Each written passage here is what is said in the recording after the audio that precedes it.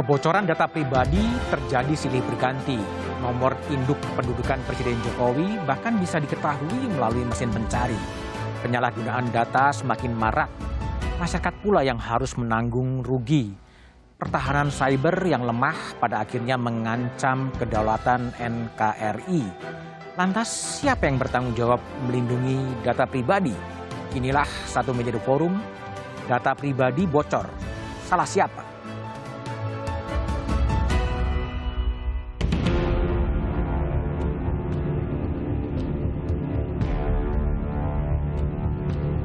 Dugaan kebocoran ini tidak terkait dengan aplikasi EHC yang ada di Peduli Lindungi. Dan saat ini tengah dilakukan investigasi dan juga penelusuran lanjut. Bukan kebocoran data di EHC yang lama, diakibatkan kemungkinan adanya bukan kebocoran di pihak mitra.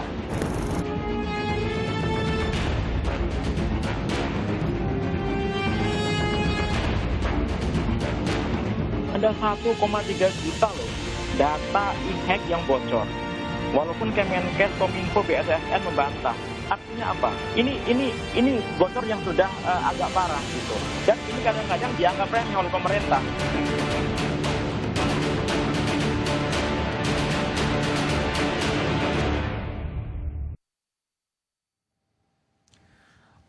Data ibaratnya menjadi minyak baru. Data dipakai untuk banyak hal, mengambil kebijakan, ekonomi, politik, maupun kejahatan. Namun nyatanya data pribadi yang seharusnya dilindungi bocor kemana-mana.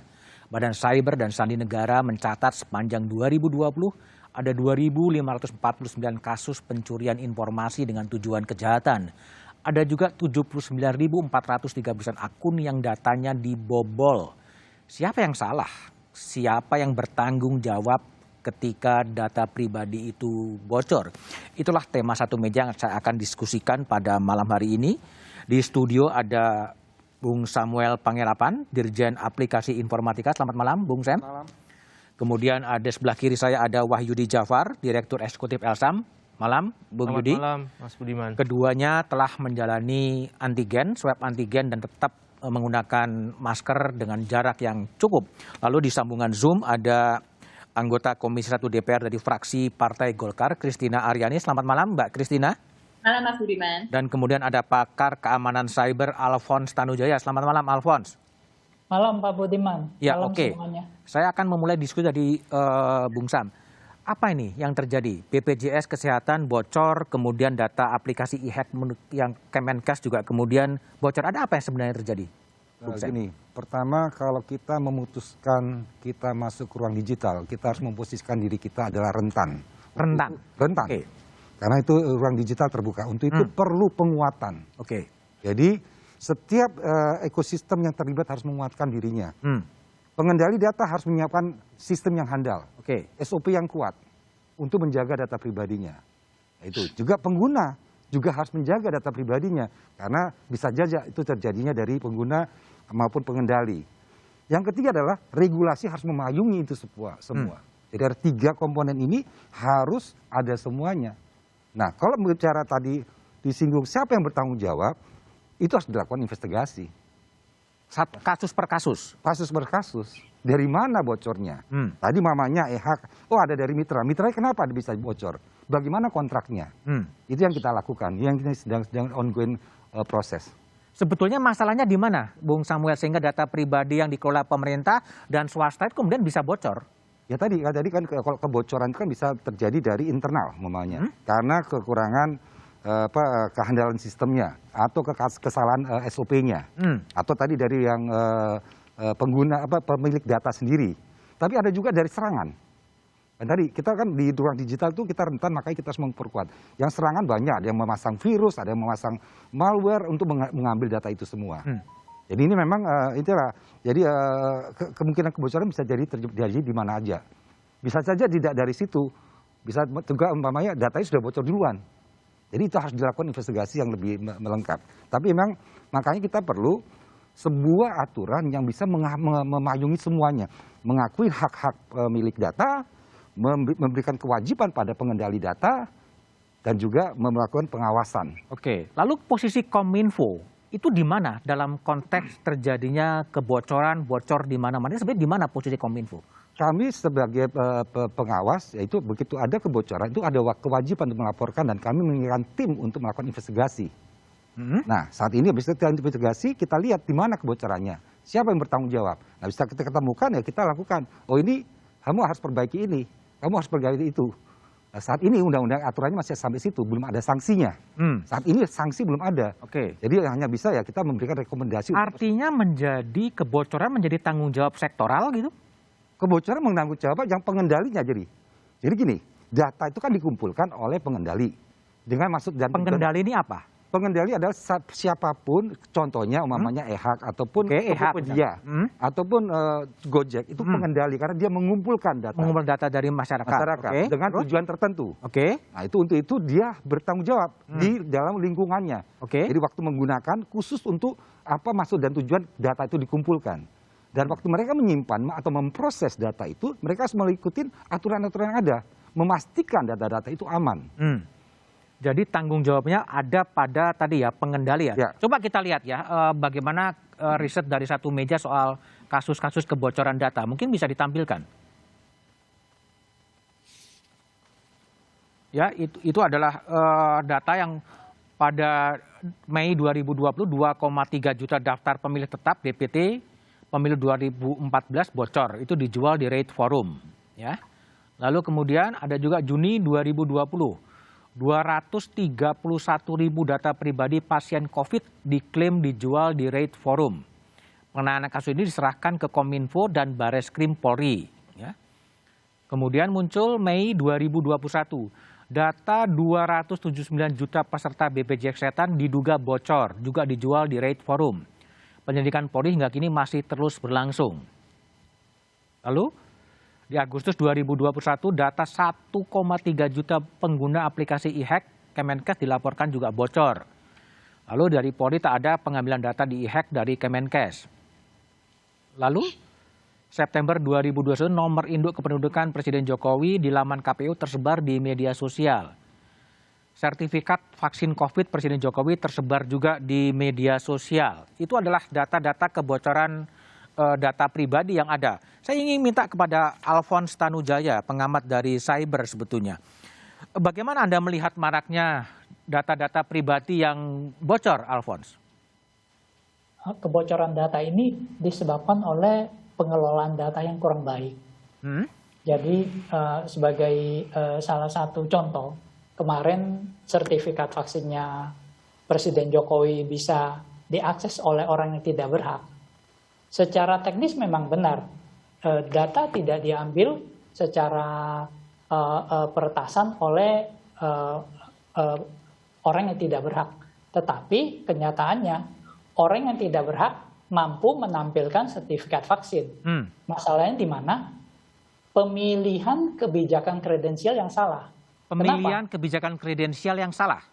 Betul. Untuk menampilkan sertifikat vaksin, hanya perlu tahu NIK dan nama lengkap. Harusnya pengelola database sudah tahu bahwa NIK orang Indonesia, nama lengkap orang Indonesia sudah ada di mana-mana gitu loh. Dari kasus sebelumnya sudah banyak bocor. Jadi kalau sudah tahu kejadiannya seperti itu, lalu tetap itu dijadikan sebagai kredensial. Ya artinya pengambilan keputusan melakukan NIK dan nama lengkap sebagai kredensial itu adalah keputusan yang salah. Itu yang menyebabkan bisa bocor. Jika tidak melakukan, jika NIK-nya tidak digunakan, NIK dan nama lengkap tidak digunakan sebagai kredensial. Contohnya, ambil satu digital ID nasional digunakan, akan sulit bocor. Kira-kira begitu gambarannya. Kalau Anda lihat sekarang ya, keamanan dari situs-situs pemerintah, dari sisi keamanan cyber seperti apa? Kan juga banyak tadi data-data KPU juga kemudian bocor dan sebagainya. Kalau dibandingkan secara umum, kita harus objektif juga. Kebocoran juga terjadi di situs-situs non-government. Jadi ada kebocoran di e-commerce, bahkan di luar negeri Yahoo, Microsoft, LinkedIn juga mengalami kebocoran. Dan itu bukan sesuatu yang dosa besar atau nggak boleh bocor. Tetapi yang kita lihat bahwa kalau kebocoran itu terjadi berulang dan disebabkan oleh sebab yang karena kecerobohan, karena menganggap bahwa data itu adalah haknya. Jadi data itu dianggap sebagai berkah. Harusnya data itu adalah amanah yang harus dijaga dengan sebaik-baiknya. Kalau dianggap berkah kan berusaha dimanfaatkan, dianggap itu haknya. Padahal data itu punya masyarakat. Kalau bocor yang menderita itu pemilik data. Pengelola data nggak dapat menderita, paling dapat malu aja sedikit. Oke, baik.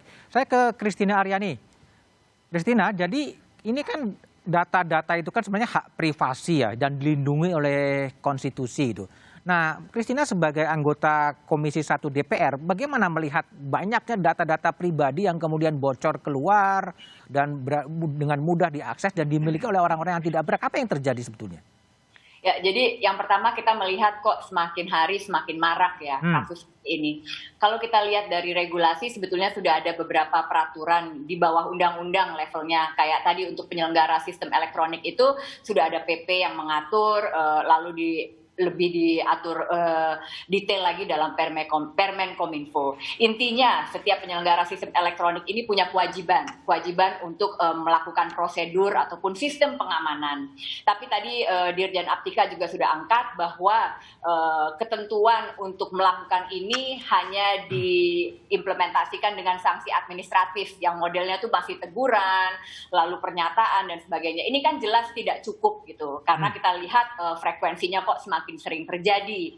Nah, menjadi pertanyaan, apakah prosedur pengamanan yang dilakukan itu sudah mumpuni? Apakah dilakukan dengan sepenuh kesadaran? Atau hanya dilakukan asal-asalan, dilakukan seadanya? Karena implikasi untuk menerapkan suatu sistem pengamanan ini kan pasti ke biaya juga, Mas. Nah, kita kan juga tahu gitu ya, biayanya juga pastinya tidak murah, lalu juga perlu SDM yang handal untuk memastikan sistem ini juga berjalan dengan baik.